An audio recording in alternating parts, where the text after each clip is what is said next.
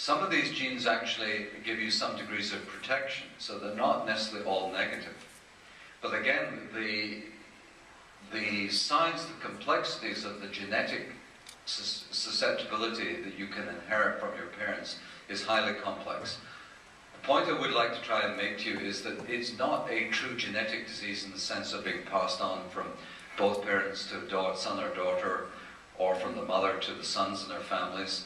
If you think of hemophilia, if you think of muscular dystrophy, cystic fibrosis, these are the true genetic diseases. MS isn't like that. It's what's called a familial disease. You will inherit, or you may inherit, a certain gene, for example, on your white blood cells that puts you at greater risk. But then all the other factors have to come into play to probably push you into MS. So this is an important thing to understand, and if you went away with one piece of knowledge today, that would be one of the things that I'd like you to be able to take home with you. I talked about the Epstein-Barr virus. This is from Michael Pender, who talked about stopping teenagers kissing, and we all had a bit of a laugh about that. We knew that wasn't going to happen. This is a survey from France, and it on the left-hand side, it shows in the map of France, the ultraviolet light intensities from north to south. So the south of France, we know Saint-Tropez is you walk about on the beach wearing not a lot, and you get a lot of sun exposure, and hence your vitamin D levels are good.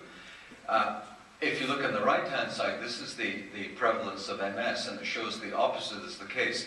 So the higher north you are, the less sunshine, the greater the degree of risk of MS. So this shows you, I think, very nicely, the French have done this very well and very thoroughly, the importance of sunlight and of vitamin D. And this is just, I think, a final slide that brings it all together. What causes MS? It's not a single factor. These things have to come together. Genetics, environmental triggers, they stimulate the immune system. Probably MS is what's called an autoimmune disease, is the body attacking itself, although 95% certain that it is an autoimmune disease, like Crohn's disease, like rheumatoid arthritis, systemic lupus, erythematosus, SLE. These are all autoimmune diseases. MS is probably an autoimmune disease, and it leads to the loss of myelin, demyelination, and then the loss of nerve fibers. And I'm going to show you that in a slide. So what about CCSVI? I suspect many of you here are sitting there thinking we've done a huge amount of background reading on the internet, and it is the cause of MS. All the work that scientists, clinicians have done up until now is a waste of time, that it's all about venous blockage. This theory came from Dr. Zamboni in Italy. I can't remember how long ago, 3 or 4 years ago now. It hit the press, it hit the internet, it spread wildly around the world. I think Canada was one of the major sources of controversy about this, because Canadian MS patients demanded action in terms of what we would do about exploring CCSVI. The idea, in short, if you don't know about it, very briefly, is that the MS really is caused by a failure of venous drainage, both to the brain and the spinal cord. And this creates changes within the brain.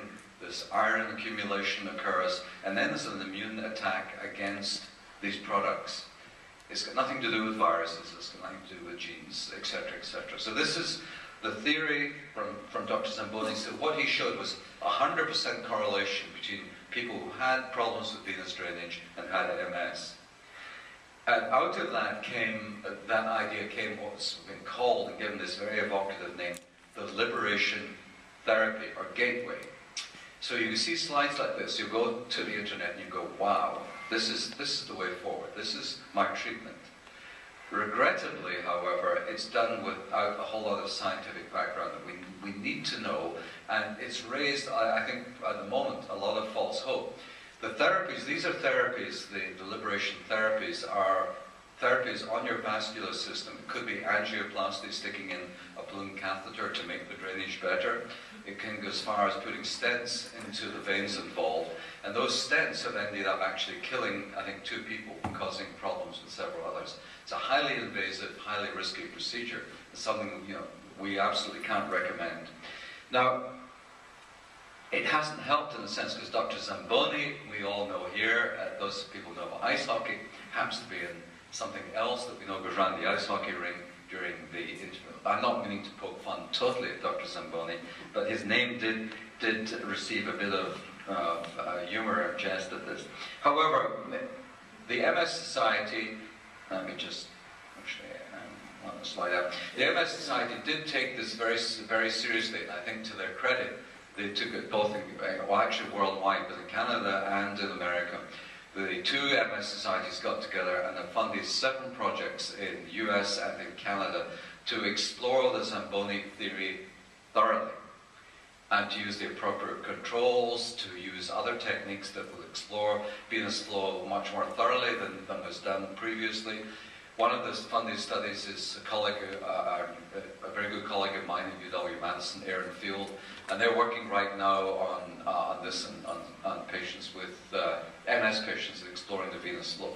So it needs independent studies from a number of parts of the world to concur with Zamboni or not. And in fact, I'll go back to the previous slide. As of right now, this is a review that came in 2010, so it's very recent, about some of the problems. I think one of the things that you may well think is that when a new idea comes up that goes against conventional wisdom, that scientists, clinicians gang together and say this is nonsense. This is a guy we'd never heard of before. He's from central Italy. He's got this funny name. What he's talking about cannot be true because we are much smarter than him. We spend a lot of time and effort doing this. And you can't disprove us overnight. But I think to be fair, we are considering at a serious level whether his idea has any basis whatsoever. But there are some problems, and they're listed up here as of right now. For example, number 5, as most people with MS develop from a relapsing remitting theory, how does that fit in with a chronic venous drainage problem, which you think should be persistent and not wax and wane? It shouldn't allow recovery, remission, and then relapses. It just doesn't fit in with that part alone. And then there are other points that I won't go into up here that question his theory. So I'm not going to say any more. I don't think I want to answer any questions about it because I'm not an expert in this. I'm just giving you part of the background. And I think the point is that we'll know much better within a year or two as to whether or not this really is a serious part of the causation of MS and whether it should be therapeutically an option that is improving it. So I missed out this slide, but this was just to, because you all know this, I think, very well, the actual medications that are currently available for MS treatment and where we're going. I suspect that many of you here with MS are taking one of these medications. As Colleen said, 10, 15 years ago, we had none of these. These are therapies that improve the quality of life of people with MS. Some people, with a lot of people, but they don't cure them. The interferons are available in a variety of types. Copaxone is a different type of drug that has the same net effect.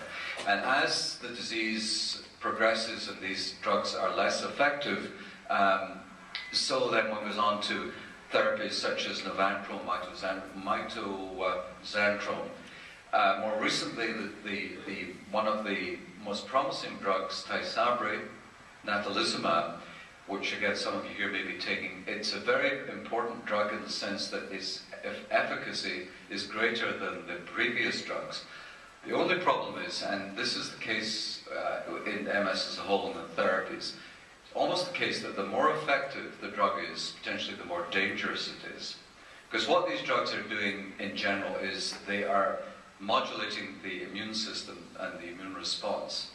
Now, if it's only knocking out what's happening in MS, that would be fine. But the problem is these have a very generalized effect on the immune system, which we need to keep us alive, to fight infections that you might pick up, to prevent us, in fact, promoting latent viruses that are hanging about in our brains, being kept in check by the immune system on a daily basis. If we no longer have that as the surveillance, then there's a good chance we'll develop one of these rather important diseases. And that was the case with Tysabri.